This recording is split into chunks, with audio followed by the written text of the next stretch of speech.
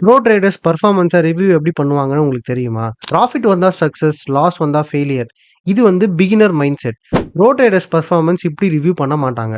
Beginners எப்பவுமே emotional review தான் பண்ணுவாங்க. மணி மேல தான் ஃபோக்கஸ் இருக்கும்.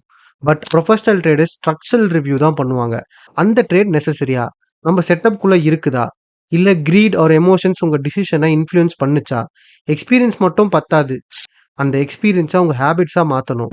மார்க்கெட் கிட்ட இருந்து வேலிடேஷன் தேடுறது நிப்பாட்டினா மட்டும்தான் நீங்க நெக்ஸ்ட் ஸ்டேஜுக்கு போக முடியும். ப்ராஃபிட்டை பார்த்து சந்தோஷப்படுறது சக்ஸஸ் கிடையாது.